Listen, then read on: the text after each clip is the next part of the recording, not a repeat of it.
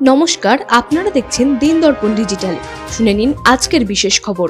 পড়ুয়াদের উপর চাপ কমাতে এবার অভিনব পদক্ষেপ central board of secondary education বা সিবিএসইর।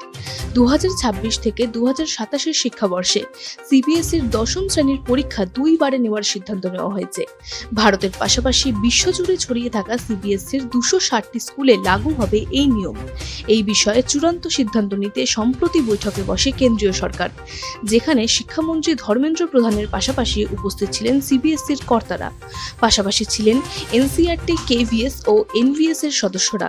সেখানে এই সংক্রান্ত ড্রাফট প্রস্তুত করা হয়েছে।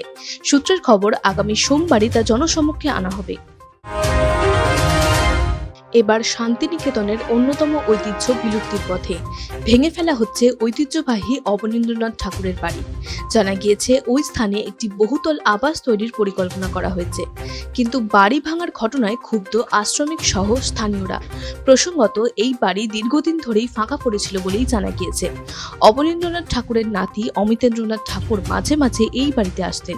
কিছুদিন থাকার পর কলকাতায় ফিরে যেতেন। তবে শেষ কবে তিনি এসেছিলেন তাও বলতে পারছেন না স্থানীয়রা। বাড়িটি দীর্ঘদিন তালাবন্ধ অবস্থায় পড়ে থাকার পর মঙ্গলবার হঠাৎই বাড়ি ভাঙার খবর আসে। তা শুনেই ক্ষুব্ধ অনেকে এবং আক্ষেপের সুর বিশ্বভারতী প্রাঙ্গণে। পশ্চিমবঙ্গে বেকারত্বের হার অন্যান্য রাজ্যের তুলনায় কম জানিয়ে দিল কেন্দ্র। কেন্দ্রের প্রকাশিত রিপোর্টে বলা হয়েছে যে বাংলায় শহর এলাকার বেকারত্বের হার 5.7%, যা জাতীয় হার 6.4%-এর তুলনায় অনেকটাই কম। শহরে পুরুষদের বেকারত্বের জাতীয় হার 5.8%, বাংলায় তা 5.4%। আবার শহর এলাকার মহিলাদের বেকারত্বের জাতীয় হার যেখানে 8.1%, সেখানে বাংলায় তা অনেকটাই কম, 6.4%। কেন্দ্রীয় পরিসংখ্যান ও কর্মসূচি রূপায়ণ মন্ত্রকের পিরিয়ডিক লেবার ফোর্স সার্ভের রিপোর্ট অক্টোবর এবং ডিসেম্বর 2024 মঙ্গলবার দিনই প্রকাশিত হয়েছে। সেখানেই এই রিপোর্ট উঠে এসেছে।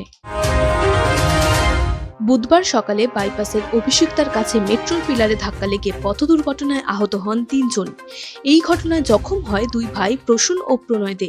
কিভাবে দুর্ঘটনা তা খতিয়ে দেখতে তদন্তে নামে পুলিশ। এরপরই তদন্ত মারফত উঠে আসে চাঞ্চল্যকর তথ্য। ওই 2 যুবক জানান তারা সপরিবারে আত্মহত্যার সিদ্ধান্ত নিয়েছিলেন। তাদের এই তথ্য অনুযায়ী পুলিশ তাদের ট্যাংরার বাড়িতে যান। বাড়িতে পৌঁছে দেখেন সেখানে পড়ে রয়েছে 2 মহিলা ও এক কিশোরীর দেহ। এরপরই তদন্তে নামে কলকাতা পুলিশ। দেহ উদ্ধার করে ময়নাতদন্তে পাঠায় পুলিশ। পুলিশ সূত্রে খবর, এখনো পর্যন্ত অনুমান করা হচ্ছে আর্থিক দেনার দায়ে এই ঘটনা ঘটেছে। ওই 2 ব্যক্তিকে গ্রেফতার করেছে কলকাতা পুলিশ।